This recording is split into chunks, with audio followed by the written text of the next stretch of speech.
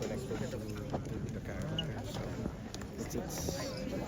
it's a very personal film for JP, and that kind of resonated with me. So it's a privilege to share this story with him.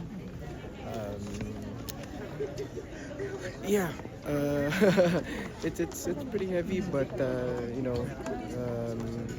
stories like this, they remind us of the value of our relationships, our family, and just the value of life in general. Sorry. Yeah, point. Board of Trustees. Did you have a roller coaster birthday before, like Olsen? Parang wala pa naman. I'm not big on birthdays. That's something that I think I share with Olsen. I find it kind of weird celebrating my birthday. So wala namang ganun ka roller coaster yet. But in terms of emotion, parang siguro I think somehow I can relate to him. Thank you. Si Direk JP ay shinare niya tong story na hindi lang sa akin, kundi sa ating lahat. Kasi nung pinanood ko na siya in its entirety, parang isa siyang reminder kung ano ba yung mga mahalaga sa buhay ko. So,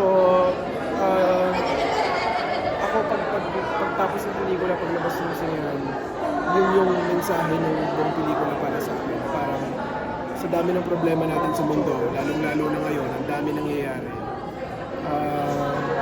Simple lang naman yung mga mahahalaga sa buhay.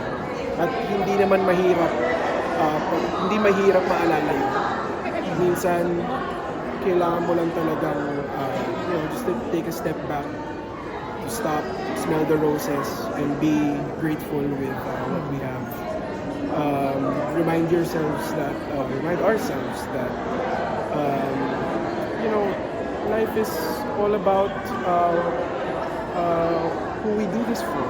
The people that matter the most, our friends, our family. Sila ang rason kung bakit tayo nagsusumikap, kung bakit tayo nabubuhay. So yun, sobrang thankful ako na si Direk JP pinagkatiwala itong kwento na to sa amin ni Kuya Nate at Lisa.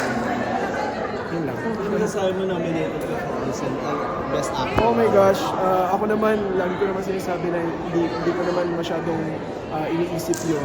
Pero syempre, I'm very thankful, I'm very grateful to be recognized alongside all the other great actors from the entries. Pero yun, nung napanood ko na to, parang nung nakita ko yung reaction ni Direk JP, kasi nga very personal sa kanya, okay na ako dun. Nung nakita ko yung reaction din ng pamilya niya, kasi nandun kanina yung pamilya niya. So parang sobrang grabe yung pakiramdam nung nakita ko kung paano sila nag-react. So, para mapagkatiwalaan ako ng kwentong ganito ka-personal, ang laking bagay niya. And nabigyan mo ng hustisya yung character? Salamat, maraming salamat. As an actor, ano pakiramdam mo kapag nakikita mo yung mga tao umiiyak din sa eksena mo?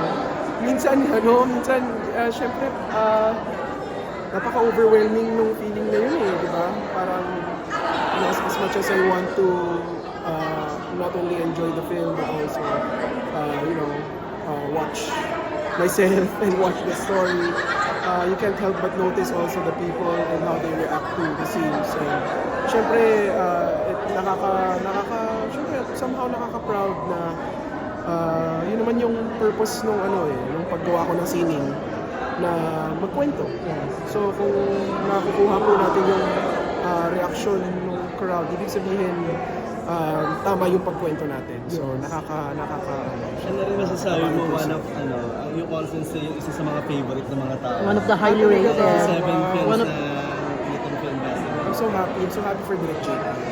Ang tagal niya nang sinulat tong pelikula ko. I think before 2015 pa. Matagal na. Matagal na. Ngayon lang niya talaga, ngayon lang nabigyan ng chance din na finally ma-produce na at maipalabas sa Sine Panalo. So, I'm so happy for him. Kasi I'm sure, sa kahit ano namang bagay na binuhos mo yung buong puso mo, di ba?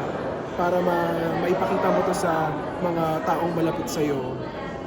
for sure napakalaking bagay nun sa kanya. So I'm just so happy for him. May ni-request ba si Direk JP sa on portraying your Olsen? Wala naman, parang hindi naman request siguro, but I think early on, the way he approached it, especially no reading pa lang, he was very clear with what he wanted, technical wise, sa pelikula, kung paano yung pace, kung paano yung beats. So syempre as an actor, highly appreciated yung ganun na communicate ng maayos ni Direk JP sa amin prior to shooting pa.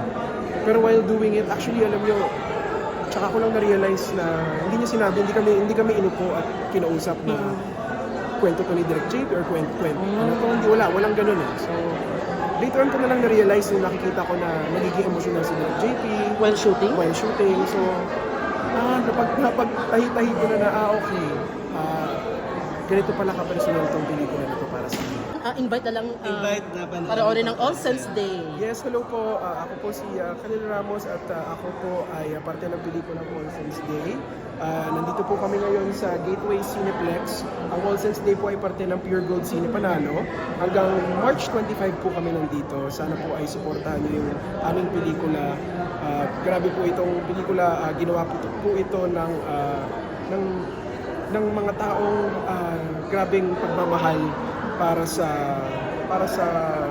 buhay, sa pelikula at sa sining natin. So sana po ay suportahan niyo kami at ayun, see you on the theater. Bring tissues. Yes, bring tissues. Yeah, it's a product of love. Thank you.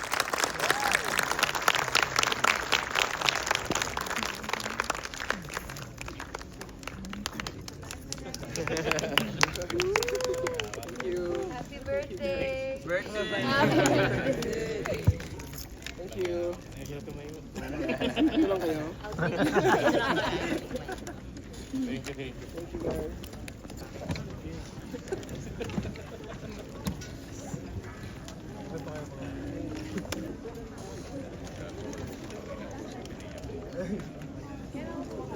Pero yun nga, game ka ba na maging housemate si Gabi? Si Gabi, alam nyo, parang nung mga nakausap ko naman yung, like si Alexa kasi kasama ko sa Liwanag Yeah. Sigaw. So tinatanong ko siya. Parang wala naman yatang choice si Gabi. So parang, ewan ko ganun ba? Everyone ba dumadaan sa ganun? So, ako syempre, I'll support her no matter what. Feeling ko naman si Gabi, ano yun